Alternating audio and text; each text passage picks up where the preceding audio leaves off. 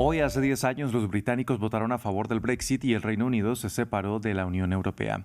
Pocos días después del referendo del 23 de julio de 2016, inició una época de inestabilidad política que hasta ahora continúa con la renuncia del entonces primer ministro David Cameron. Prueba de ello es que este lunes Keir Starmer se convirtió en el sexto premier en abandonar el cargo en una década. Pero las consecuencias del divorcio con la Unión Europea no solo han sido políticas, sino también económicas y sociales. Para analizarlo, saludamos a esta hora a César Jiménez, profesor del London School of Economics y analista político. Profesor, bienvenido a France 24. Buenos días. Buenos días. Bien, tras una década del Brexit, ¿podemos hablar de ganadores y perdedores? Yo creo que podemos hablar definitivamente de perdedores. Ganadores casi no hay. El Reino Unido ha perdido mucho económicamente.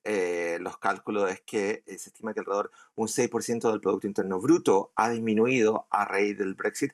Y como usted dijo también, en 10 años el Reino Unido ha tenido ya 6 primeros ministros, va a tener un séptimo próximamente.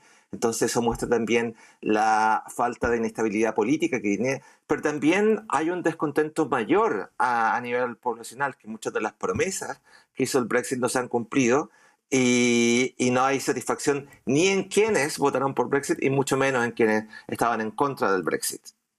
Hablemos sobre este costo político. Más allá de la renuncia de estos 6 primeros ministros, ¿en qué otro aspecto se puede analizar? A ver, lo primero es que desde el año 2016 hasta el 2020-21, la discusión política en el Reino Unido se enfocó solamente en Brexit y no en los problemas que llevaron a que se votara por Brexit. El Reino Unido, desde la crisis financiera del 2007-2008, no se ha recuperado económicamente. Tiene problemas de las listas de espera para la salud, problemas de vivienda, problemas también de representación política, por mencionar algunos. Todo eso no se discutió durante al menos la mitad de una década y Brexit continúa permeando todas esas conversaciones. El problema es que Brexit se ofreció como una solución para problemas que no podría solucionar, problemas que eran mucho más profundos y esos problemas ahora se han contaminado con la discusión del Brexit. Ahora, uno podría decir que, por ejemplo, ayer que se anunció la salida o la renuncia más bien del primer ministro Keir Starmer, que esto no tendría nada que ver con el Brexit que ocurrió hace 10 años, pero entonces, ¿cómo lo podríamos relacionar?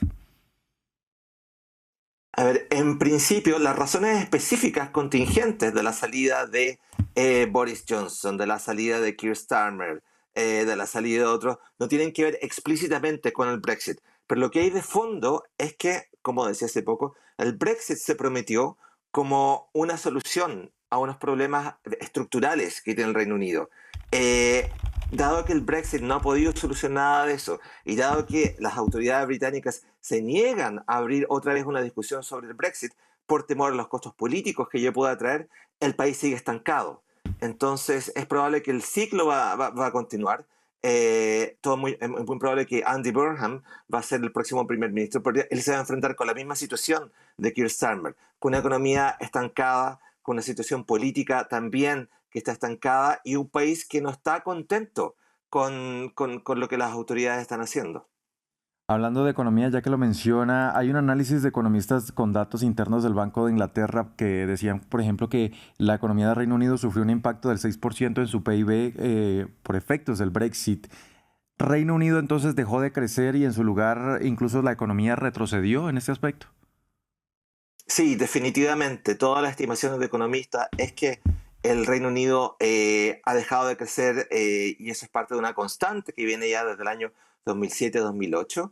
Pero junto con eso, la inmigración, que fue otro de los motivos por el que mucha gente votó por el Brexit, no ha disminuido. Ha disminuido el número de europeos en el Reino Unido, pero ha aumentado la inmigración no europea y la inmigración total incluso ha crecido en el país. Entonces, ninguna de las promesas, de los objetivos que se presentaron en favor del Brexit se han alcanzado.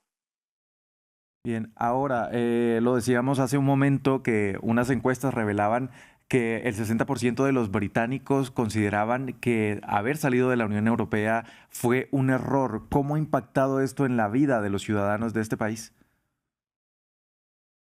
Ha habido había una mezcla de cosas, algunas a nivel macro, que es la situación económica, que es la inmigración, pero también mucho a nivel micro de envíos que se podían hacer a Europa o muchas pequeñas y medianas empresas que tenían comercio con la Unión Europea y que ya no lo pueden hacer. Eso ha sido lo principal y también un nivel muy amplio de disatisfacción con el sentirse estar fuera de Europa y con el sentir cada vez que, por ejemplo, alguien viaja a la Unión Europea, sentir que ya no son parte de ella, de tener los controles y tener la imposibilidad de a veces enviar o recibir productos. Entonces, una mezcla de lo macro y lo micro de cómo han cambiado las vidas de los británicos en la última década. Y es que además este divorcio no frenó la migración hacia Reino Unido como estaban prometiendo los conservadores. ¿Se ha avanzado o retrocedido en materia migratoria?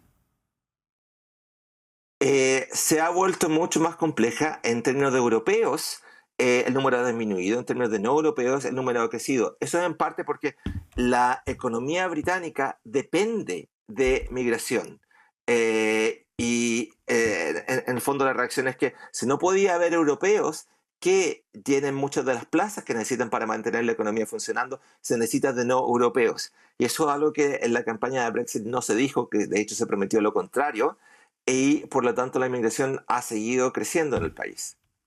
Y finalmente, profesor, una década después existe ahora una fuerza política que se llama Reform UK, que fue fundada nada más y nada menos que por el impulsor del Brexit, Nigel Farage. Hace un momento usted me decía que no había habido ganadores, pero ¿podría considerarse que fue él uno de los ganadores del Brexit? Sí y no. Yo creo que, a ver, Nigel Farage se mantiene como una figura política importante, pero también es una figura muy frágil. Es una figura que, si bien algunos estudios lanzan la posibilidad de que potencialmente el año 2029, cuando hay elecciones generales otra vez, podría llegar a ser primer ministro, es todavía una estimación muy frágil, porque al final mucha de la gente que votó por el Brexit no votó tanto por el argumento de la Unión Europea, sino que votó más por cuestiones mucho más pragmáticas, por cuestiones de la economía que está estancada, por temas de la lista de salud, etcétera, etcétera. Entonces, Nigel Farage no es inmune a nada de eso. Nigel Farage no ha ofrecido soluciones concretas y también Nigel Farage es una figura política que es muy cercana a Trump y Trump es tremendamente popular en el Reino Unido. Entonces, es posible que también la política internacional pueda salpicar y pueda también dañar el capital político que Farage ha construido hasta ahora. Bien, era César Jiménez, profesor del London School of Economics y analista político. Muchas gracias por acompañarnos a discutir este tema aquí en France 24. Gracias por la invitación.